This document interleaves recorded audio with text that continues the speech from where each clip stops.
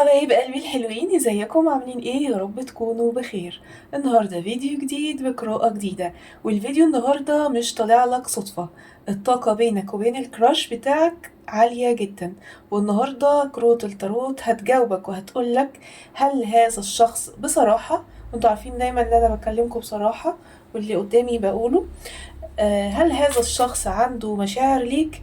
وإيه اللي بيجذب هذا الشخص أو بيشده ليك أكتر حاجة عشان تركز عليها وتعملها؟ ويا ترى الشخص ده هو ساكت ليه لحد دلوقتي وما اعترفش بإعجابه تجاهك؟ وهل هو هيتكلم معاك وياخد خطوة تجاهك، ولا هيفضل في طاقة الكراش اللي بيراقبك من بعيد؟ طبعا عشان في ناس بتسألني وتقولي يعني ايه كراش؟ كراش يعني شخص معجب بيك من بعيد، انت حاسس ان هو معجب بيك.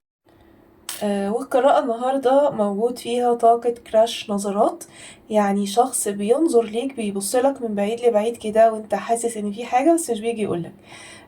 ممكن تحس ان في شخص بيتوتر من وجودك، حاسس ان في طاقة غريبة كده من ناحيته ليك، مش زي الناس البقية يعني اللي موجودين في المكان. في شخص بيتابعك على السوشيال ميديا مثلا من على بعد، وحاسس برضو ان هو معجب بيك من على بعد، بيتابع اخبارك، بيعمل لك لايك، وبرضو انت مش عارف تحدد هل الشخص ده عنده مشاعر ليك او معجب بيك ولا لأ. يبقى القراءة النهاردة هتكون لكل طاقات الكراش، انت حاسس او عارف او حد قالك.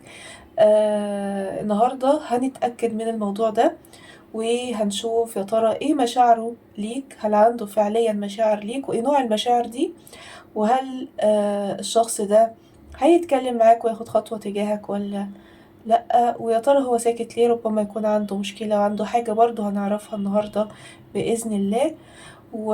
وأكتر حاجة بتجذبه أو بتشده ليك أو خليته أساسا إنه يكون في طاقة إعجاب بيك. القراءة النهاردة هتكون بأول حرف من اسم الكراش. طيب لو هو كراش نظرات من على بعض وانت متعرفش اسمه، يبقى هتختار بالأحجار أو بنوع الكارت أو بشكل الكارت اللي يريحك. مجموعة رقم 1 هتكون بالحجر الأصفر أو الكروت دي، الكارت الأزرق ده.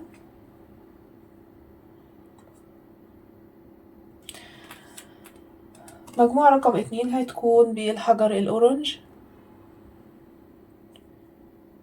أو بالكروت دي، كارت الأخضر.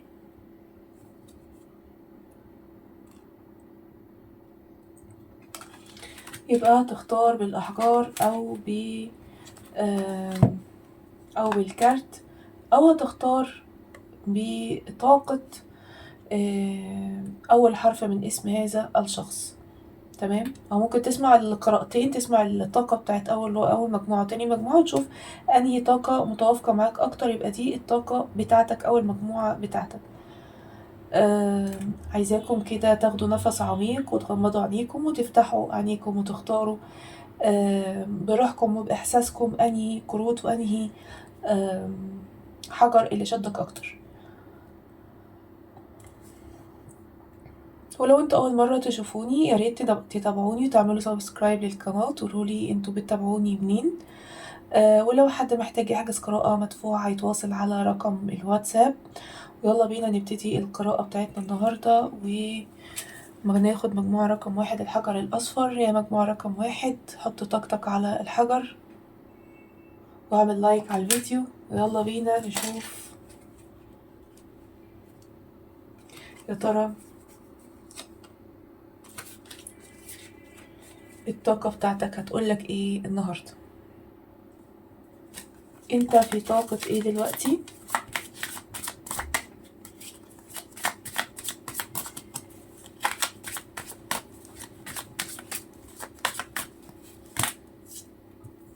ده ايه ده ايه ده؟ انا باخد كارت نزلوا 3.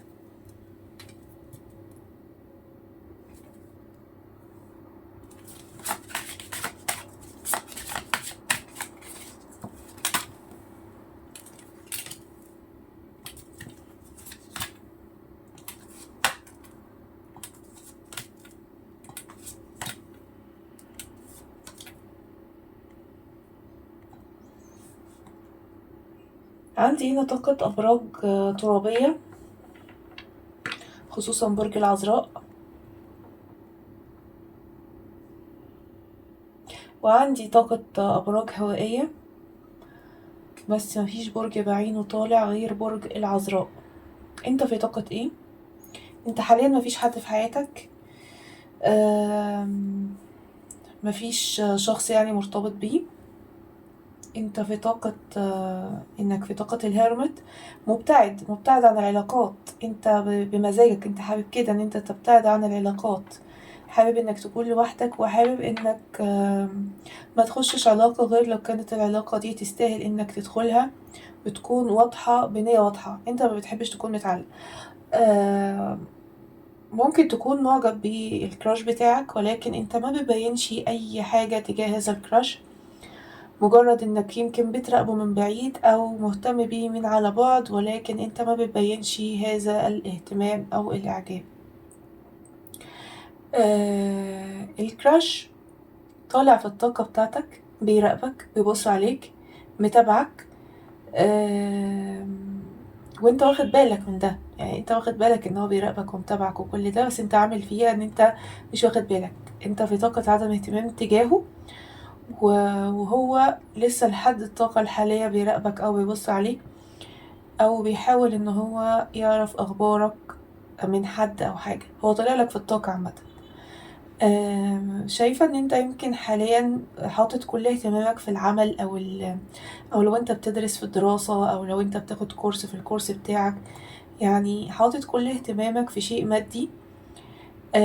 عايز انك تخش في علاقة، لكن العلاقة دي اللي هتخشها تكون متأكد 100% ان هذا الشخص بيحبك حب وفي لذاتك. بتفكر طبعا انك ترتبط وانك تخش في علاقة، ولكن العلاقة اللي انت عاوز علاقة حقيقية، يكون فيها طاقة العشر كؤوس اهي. طاقة الحب تكون باينة جدا، ويكون فيها باين الخطوات الرسمية، يعني مش مجرد برضو طاقة حب وخلاص، لأ، كمان طاقة علاقة رسمية. شايفة ان انت يمكن في حاجة مكتفاك وموقفاك ومخوفاك. انت متكتف اهو، في افكار، في ترددات في عقلك وبالك. انت متردد بشأن حاجة، او متردد بشأن هذا الكراش مثلا، ان هو عنده مشاعر تجاهك ولا لأ، أو متردد بشأن العلاقات عامة، مش عاوز تدخل في علاقة، خايف، متربط. انت خايف من الحب، وخايف من العلاقات، وخايف من الارتباط.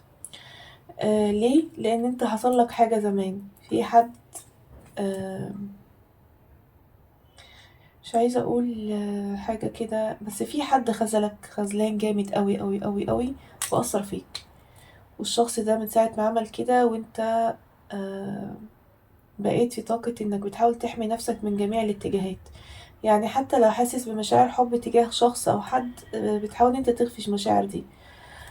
شايفة ان طاقة الوفرة، طاقة النجاحات ما شاء الله، طاقة الانجازات. انت يمكن في حاجة هتعملها والناس اللي حواليك هيفرحوا لك وهيسقفوا لك، في حاجة انت متميز فيها، في ترقية ليك في العمل، في نجاح ليك لو انت في دراسة، في حاجة الناس هتبقى فخورة بيك اللي حواليك، وانت هتبين ده قصاد الناس كلها، وهتوضح لهم ان انت نجحت او عملت حاجة او انجاز مبهر. يعني لان انا شايفة الناس فرحانة بيك، وشايفة الناس في طاقة ان هم بيسقفوا لك، يعني خصوصا عيلتك او اهلك. مجموعة رقم واحد، بالتأكيد انت في حد ظلمك، لان انت طالع لك طاقة العدل او العدالة. انت في حد ظلمك، وانت في حق جايلك قريب قوي قوي قوي من الشخص اللي ظلمك ده. آه، الطاقة طالعالك هنا ان في حق جايلك من شخص ظلمك زمان، شخص جرح قلبك. بص السهم داخل في القلب ازاي. في حد جرح قلبك، ظلمك، وفي طاقة رد حق جايلك. سبحان الله، ده انت عندك كارتين كمان. انت كنت بتدعي بحاجة، أمنية ان انت نفسك تتحقق، خصوصا لو انت بتدعي ان انت تكون مع شخص يحبك وتحبه. فإن شاء الله الطاقة هنا بتقول إن شاء الله إن شاء الله ربنا يحقق لك الطاقة دي قريب. إن في طاقة دعاء، وبعديها شايفة طاقة the lovers. انت بتدعي ان انت تقابل توأم روحك، أو بتدعي ان انت تقابل الشخص اللي يستاهلك وتستاهله. وإن شاء الله طالما طلعلك في الطاقة دلوقتي، كمل على الدعاء وربنا يرزقك الخير يا رب. كمل على دعائك ده. كنت عايزة اقول لكم حاجة برضو. انت في نهاية مرحلة وبداية مرحلة جديدة خالص، خلاص بتنهي مرحلة في حياتك وفي بداية مرحلة جديدة نهائي، وعندك مكاسب مادية رائعة. انت رايح لطاقة مكاسب مادية رائعة جدا جدا يا مجموعة رقم 1، بسم الله ما شاء الله. دي بالنسبة لطاقة مجموعة رقم 1. عايزين نشوف بقى القراءة بتاعتنا النهاردة هتقول ايه مع الكراش. وتعالوا نشوف يا ترى هل هذا الشخص بكل صراحة عنده مشاعر ليك، وإيه هي نوع المشاعر دي. هل هذا الشخص عنده مشاعر؟ كراش مجموعة رقم 1، هل عنده مشاعر تجاههم؟ هل في عنده مشاعر؟ وإيه هي نوع المشاعر دي بالظبط؟ إيه نوع المشاعر دي بالظبط؟ هل عنده مشاعر؟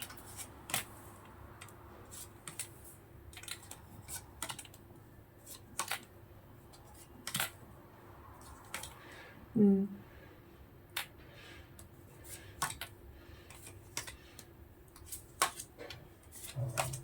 أوكي، ويا ترى ايه اللي بيجذب او بيشد هذا الشخص اليك؟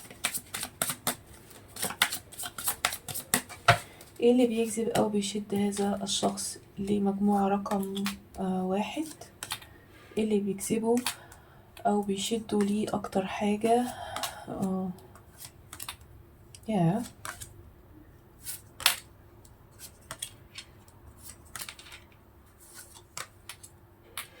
ماشي. اول حاجة طلع لي برج العذراء تاني، وطلع لي برج الحوت ممكن، وبرج الجدي ممكن برضو. طيب نبتدي بسؤالنا هنا، هل هذا الشخص عنده مشاعر تجاهك؟ أنا شايفة إن الشخص ده عنده صراع في عقله فظيع بالنسبة لك. هو عقله عامة ما بيبطلش تفكير فيك، في طاقة تفكير فيك رهيبة. وهذا الشخص طاقته حاليا الآن هو سنجل، مفيش حد في حياته.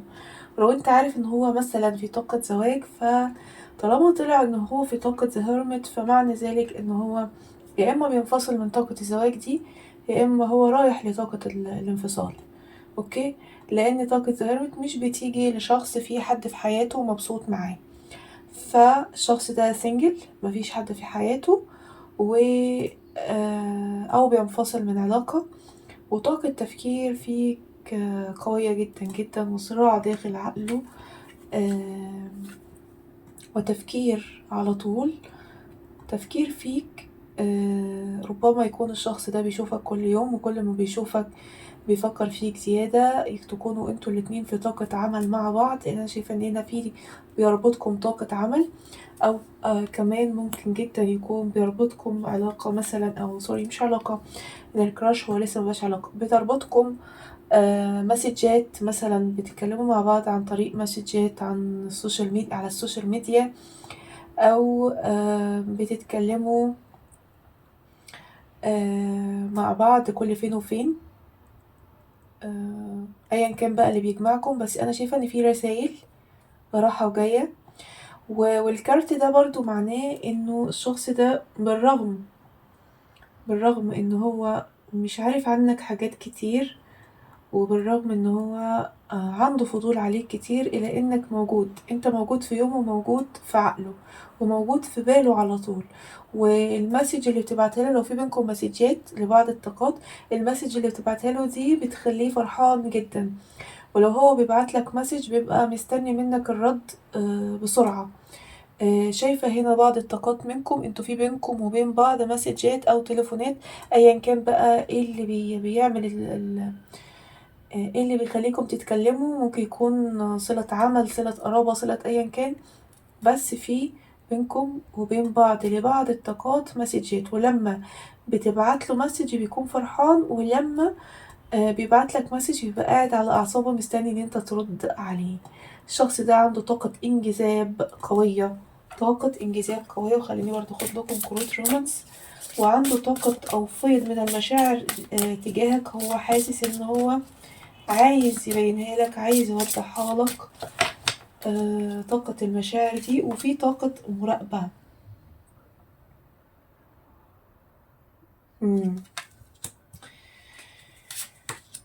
فاهم، في رابط بيجمعكم وبيجمع هذا الشخص. وطالع لي كمان كارت ذا لافرز، فاحتمال يكون في بينكم تواصل روحي عالي.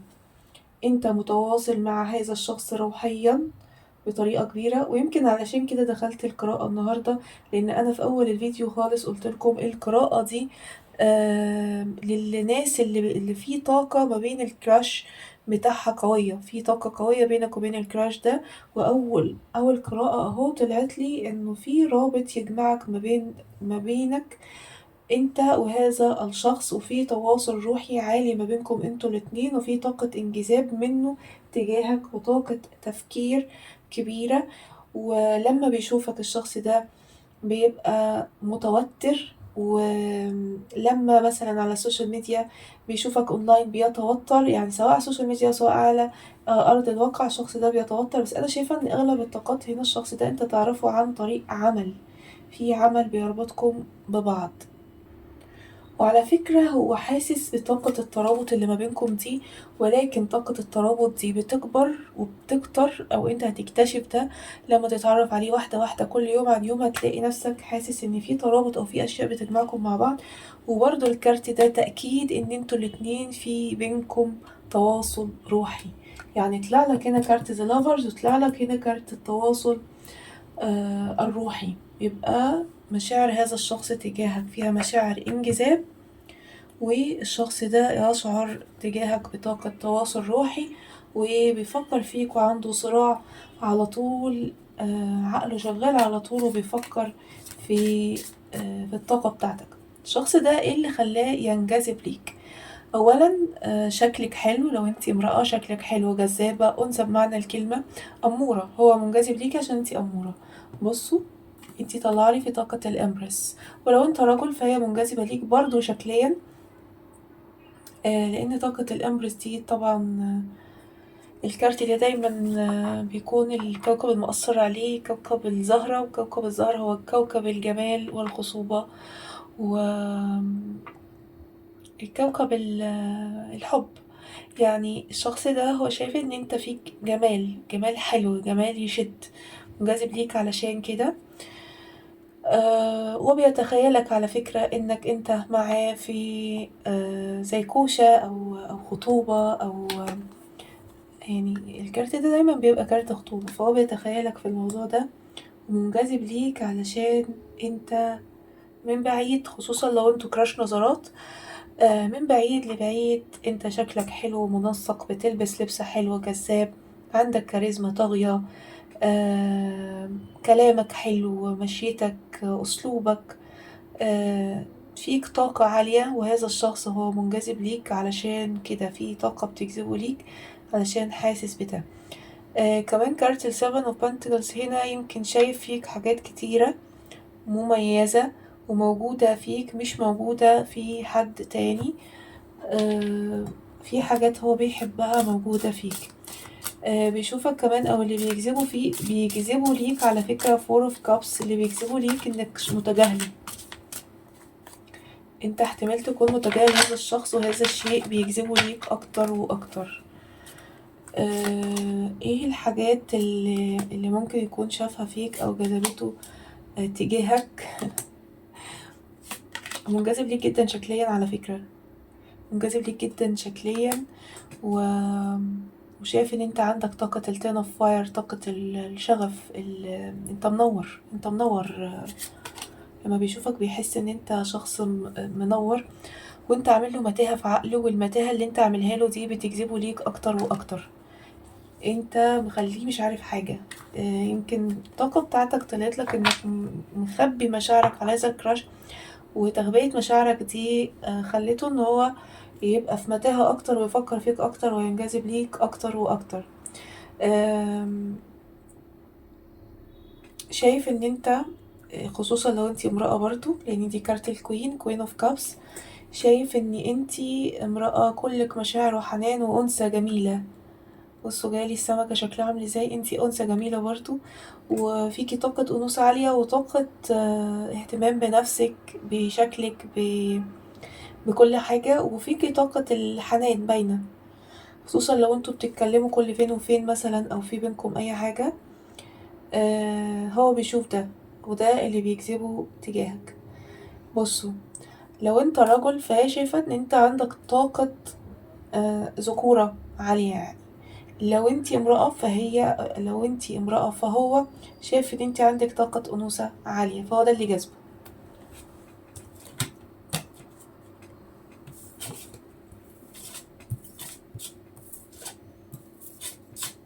ليه ساكت وهل هيتكلم؟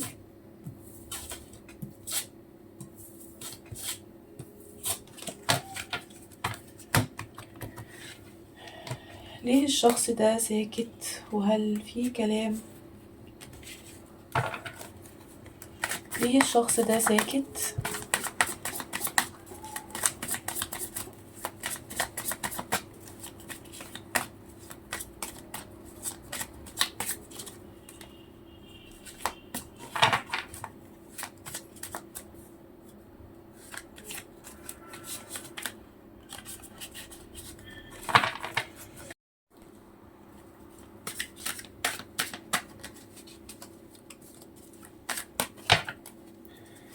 ليه الشخص ده ساكت؟ اوكي. اه.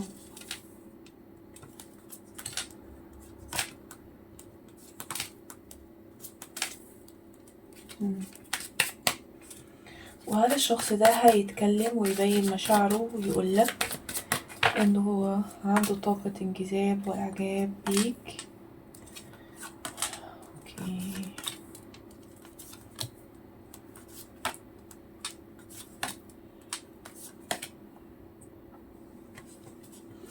ليه الشخص ده ساكت؟ لانه بيخاف من التهور، ما بيحبش يتهور، ما بيحبش يعمل حاجة ويندم عليها، ما بيحبش يعمل حاجة ويتكسف ويتحرج.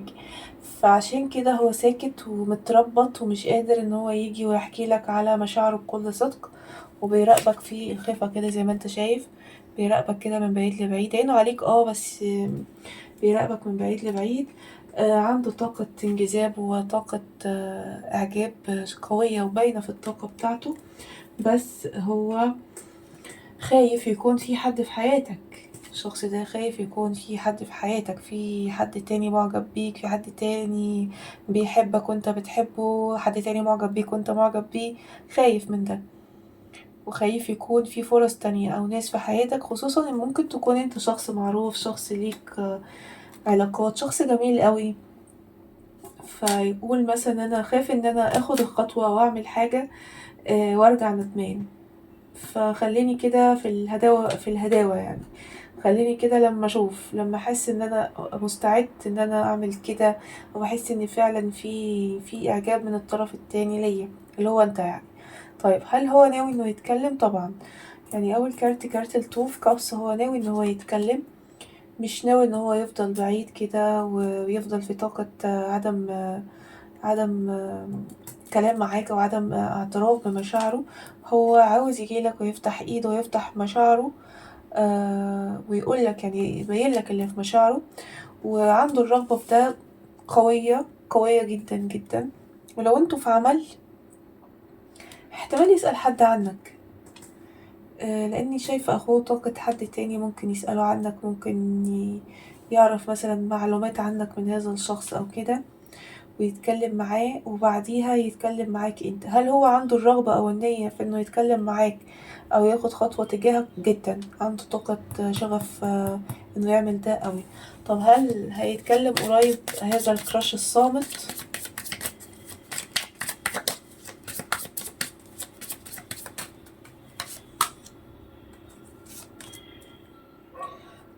طاقة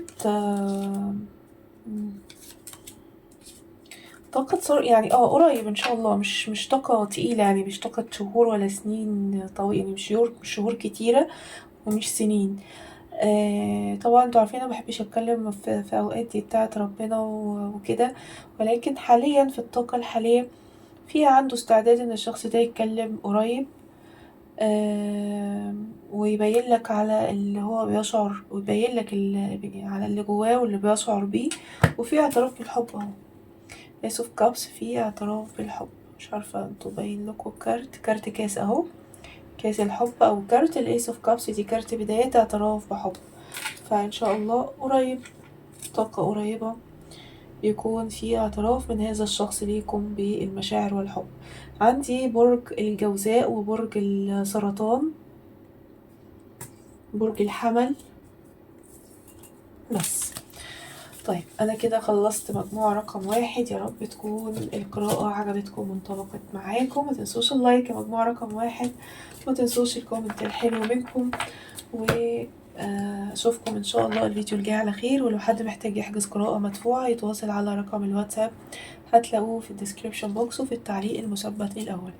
يلا يا مجموعة رقم 2، حطوا طاقتكم على الحجر الاورنج.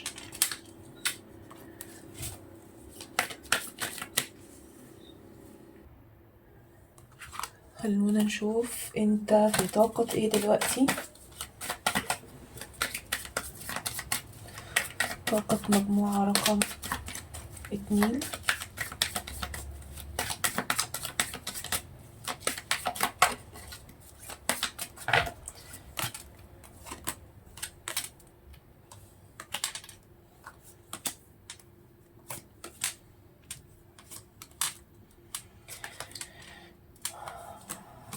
اوكي،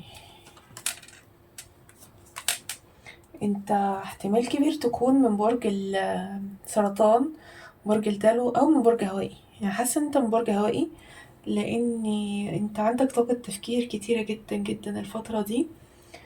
مستني حاجة، حاطط ايدك على قلبك، مستني خبر، مستني مسج، مستني موافقة من حد، من مسؤول، من حاجة معينة. شايفة ان انت طاير بجناحاتك ومسيطر على نفسك وعلى ذاتك الفترة دي، وماشي بقرارك انت، واللي انت شايفه صح بتعمله. يعني انت في طاقة سيطرة على النفس، وقراراتك نابعة من عقلك. يمكن انت من زمان قراراتك نابعة من عقلك، ولكن الفترة دي انت عنيد اكتر، مصمم اكتر على اللي انت عاوزه، على اللي انت بتحلم بيه. ربما في حد منكم او طاقات منكم عايزة تسافر، عايزة تروح مكان تاني، عايزة تغير عمل، عايز تغير شيء. انت طاير بجناحاتك كده ورايح في حاجة، عايز تعمل حاجة. في شيء انت متردد فيه، بتحاول ان انت تبص له مثلا بقلبك وبعقلك، او في حاجتين قدامك مش عارف تروح عند انهي واحدة فيهم. عملين، يعني حاجتين، في حاجتين انت متردد فيهم يمكن الفترة دي، بس برضو قرارك هيبقى نابع من ذاتك انت. بتدعي ربنا بحاجة نفسك تتحقق، وبتبص عليها، ودايما بتبقى الفكرة دي أو الحاجة دي في بالك. يمكن تكون عاوز تشتري شيء معين، عاوز حد معين، تدعي ربنا بالكراش بتاعك اللي انت دلوقتي داخل القراءة علشانه يبقى معاك مثلا، او كده انت معجب بيه قوي، او انك عاوز توصل لهدف معين او شيء معين، انت بتدعي ربنا بحاجة. شايفة لبعض الطاقات منكم انت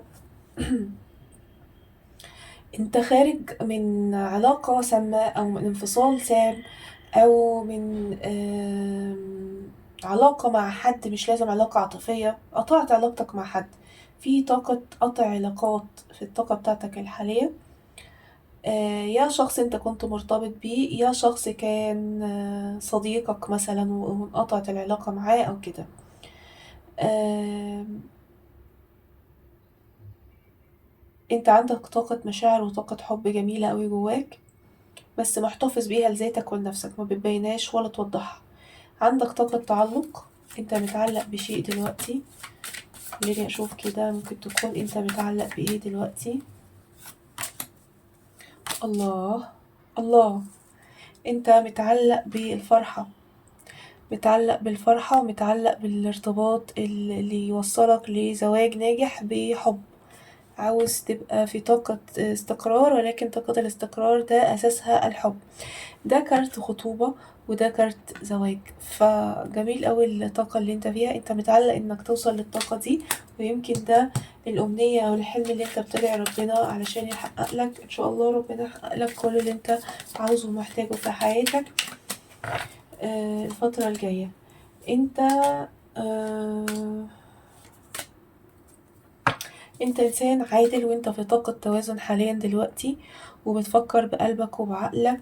يمكن عاوز يبقى في حياتك طاقة ارتباط، ولكن الارتباط ده او الشخص اللي يعترف لك بمشاعره ده وانت تعترف لحد بمشاعرك يكون نابع او جاي او اصله ارتباط رسمي. لان الكارت ده كارت الهيروفنت ده ماشي بكل حاجة رسمية. انت عاوز ده. فبتوازن حياتك وبتوازن الناس اللي حواليك بتوازن العلاقات اللي تخش حياتك. انت بتوازن كل حاجة بقلبك وبعقلك، وعاوز كل حاجة تكون مظبوطة. يعني العلاقة يكون فيها عقل ويكون فيها حب، الاتنين يكونوا متساويين. ليه برضو؟ ليه انا شايفة ان انت يمكن تكون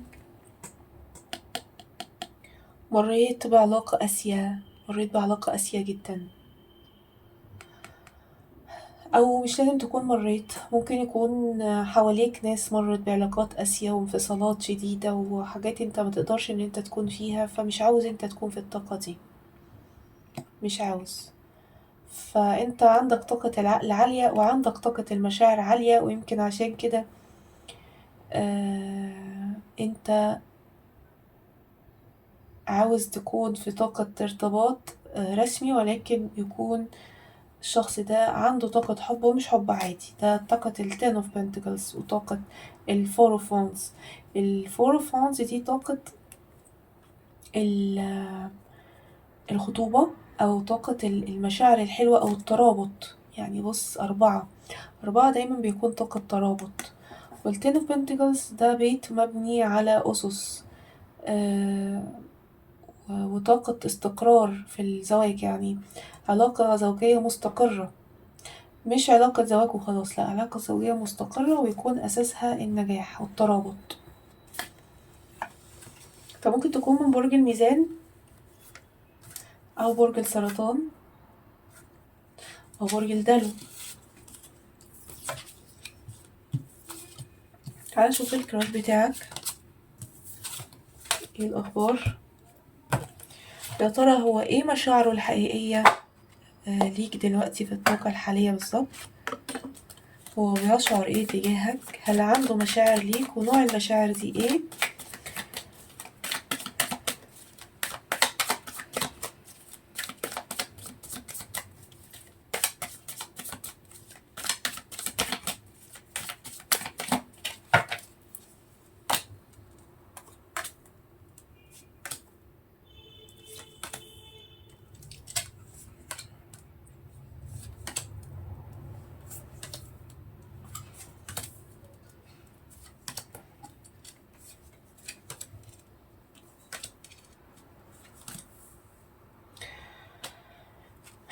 الكراش بتاعك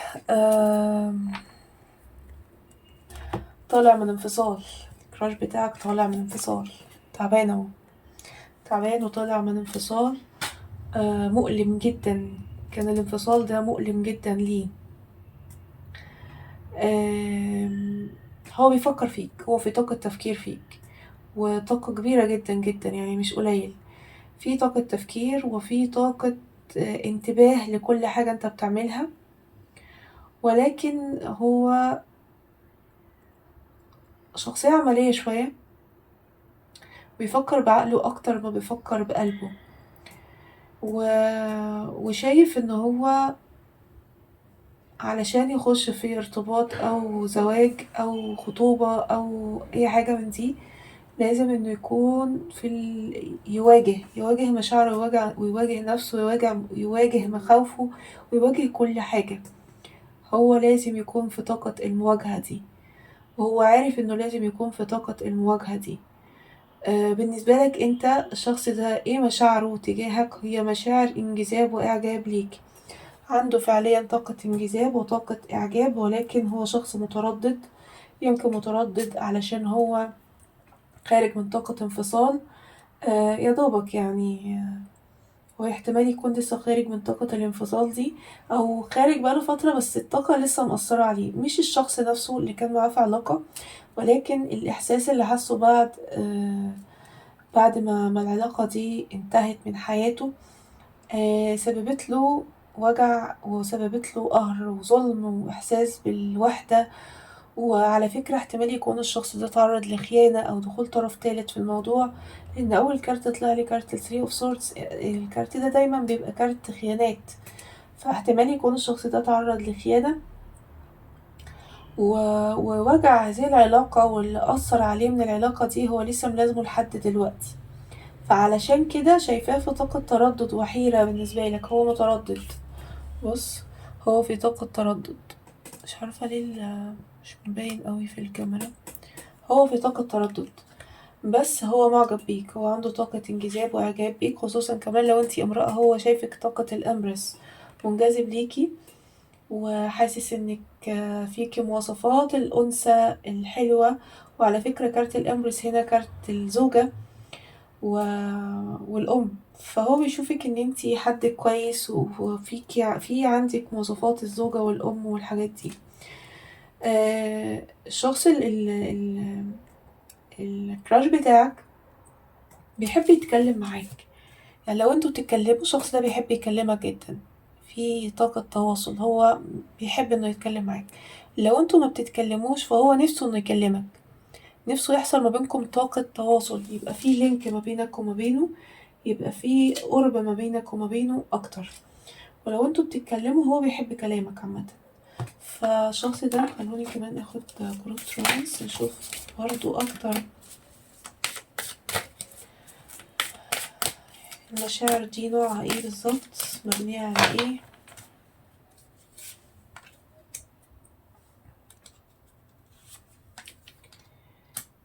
اه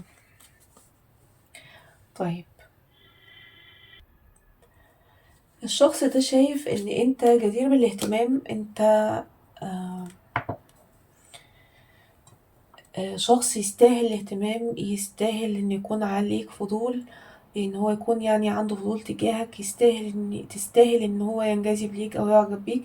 انت شخص جدير بالاهتمام، بس الشخص ده احتمال يكون عنده مسؤوليات كتيرة، والمسؤوليات الكتيرة دي نسيته يكون رومانسي، او نسيته يكون في عنده كده مشاعر او رومانسية، فهو اكتر واقعية.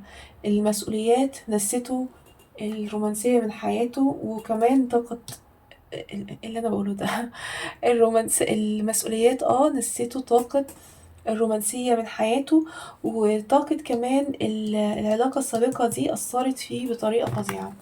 طيب، بيبقى طاقة مشاعره تجاهك هي طاقة انجذاب وإعجاب، وشايف إن أنت جدير بالاهتمام، يعني أنت شخص تستحق اهتمامه.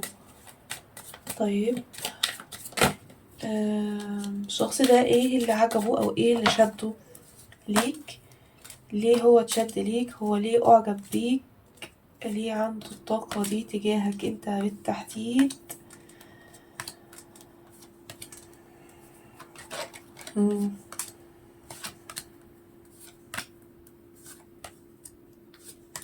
هو شاف فيك طاقة عطاء. بص، انت بتديله حاجة، يعني في عندك طاقة عطاء. كمان طالما الكارت ده طلع يبقى ما نسألش ليه خالص. الكارت ده كارت عجلة الحظ أو الويل اوف فورشن، أو كارت من الكروت القدرية، اللي هو ده قدر ان الشخص ده ينجذب ليك ويعجب بيك، وتكون تحت عينيك كده وبيراقبك وكل حاجة. ده اول حاجة، في قدر في الموضوع. تاني حاجة، اكتر حاجة شايفاها قدامي ان الشخص ده انجذب بيها ليك، انك شخص ناجح. انت شخص ناجح، وشخص باصص لمستقبلك ومحقق حاجات كويسة في حياتك، و... و...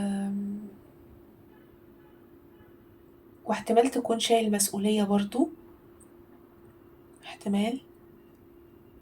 وشخص عندك طاقة أمل وطاقة شغف في الحياة، وبتديله دفء في حياته، بتعمله دفء. يعني خد بالك الشخص ده ممكن يكون زي طاقة القمر. عارف طاقة القمر؟ طاقة غامضة وباردة، انت طاقة الشمس، طاقة النور، فانت بتديله دفء في حياته. كمان شايفك في طاقة الهاي بريستس، فانت شخصية روحانية. هو بينجذب ليك، يمكن يكون مش عارف ان انت شخصية روحانية. عندك طاقة عالية، هو بينجذب ليك غصب عنه. اكتر حاجة اللي شدته ولفتت انتباهه تجاه ليك او تجاهك هو نجاحك وإصرارك في الحياة، وإنك شخص عندك عطاء شديد، وإنك شخص لا تيأس. هو شخصية عملية ومسؤولياته أثرت على عاطفته، فطبيعي هو هينجذب لإيه؟ هو هينجذب برضه لشخص ناجح، لشخص واصل، لشخص متقن في عمله، لشخص لا يعرف اليأس. ولكن انت انسان حساس على فكرة، وانسان طالما طلعلك طاقة الهايبرس انت شخص روحاني وحساس.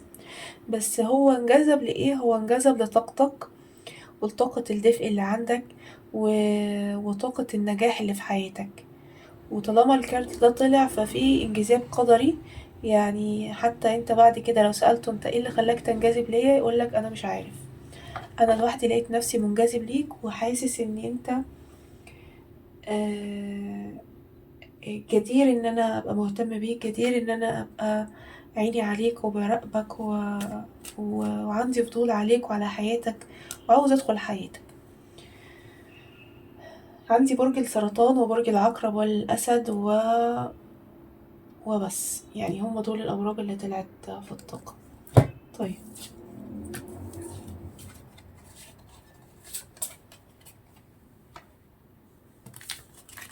ليه خايف يتكلم؟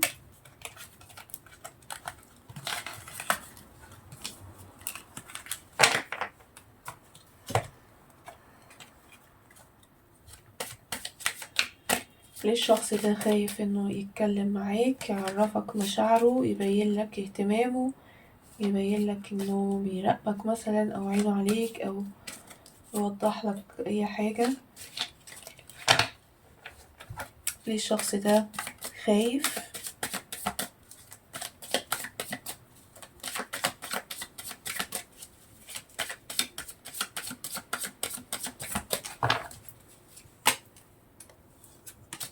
مم.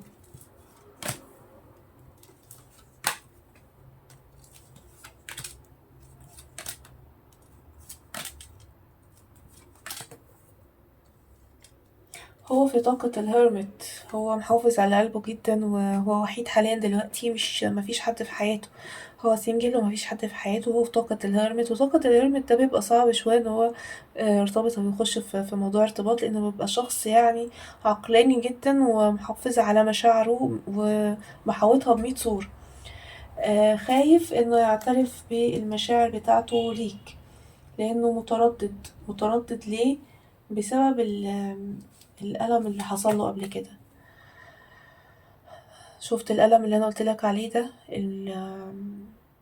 الخيانة اللي حصلت له مثلا، أو حاجة زي الخيانة كده، يعني بمثابة الخيانة. خايف بسبب ده إنه يبين أو يعترف بمشاعره، وهو شخص بيحسبها بالملي بالسنتي، شخص عنده دقة رهيبة. ويمكن هو من الكراشات الصامتة بطيئة الحركة، اللي ممكن يقعد كتير يراقبك في صمت من غير ما يعترف بمشاعره، ومن غير ما يسيب أو يطلق العنان لمشاعره إنها تبان.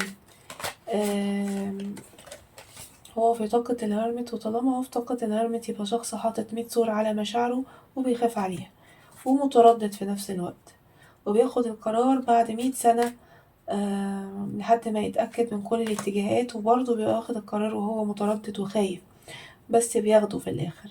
بس بيقعد كتير لحد ما ياخد القرار. عشان كده هو خايف، مش خايف منك انت، ولكن خايف من العلاقة السابقة اللي حصلت في حياته وأثرت عليه ودمرته، وبيخاف يسيب مشاعره تجري. الشخص ده بيخاف يسيب مشاعره تجري وبيسيطر عليها. اوكي، طيب، هل الشخص الصامت بطيء الخطوة ده ان شاء الله يعني هيتكلم، هيعترف لمجموعة رقم 2 بمشاعره بشكل مباشر؟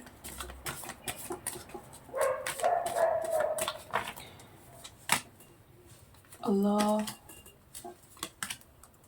الله.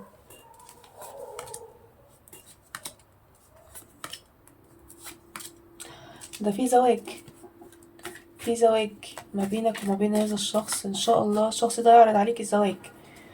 يعني بص، من معجب لزواج على طول، يعني اللي هو مش هيقول انا معجب، لا، انا عاوز اتجوز، انا عاوز اكون في علاقة رسمية معاك، في اعتراف بزواج الشخص ده.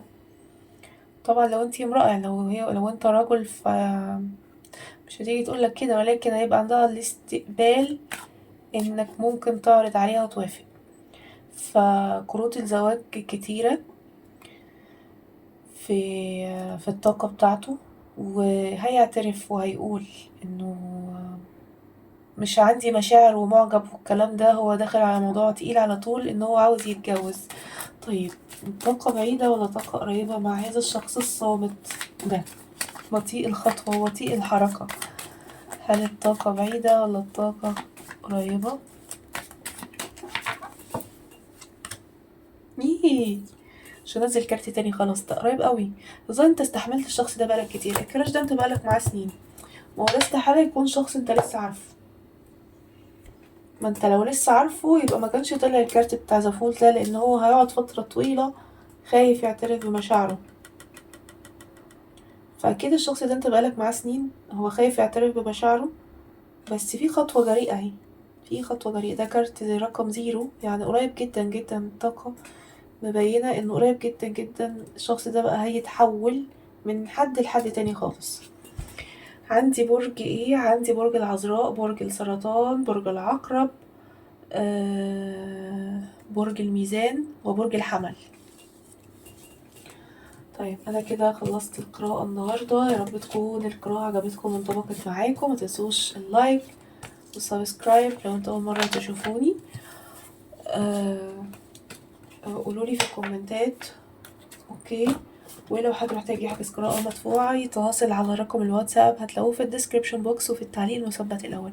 شكرا ليكم، باي باي.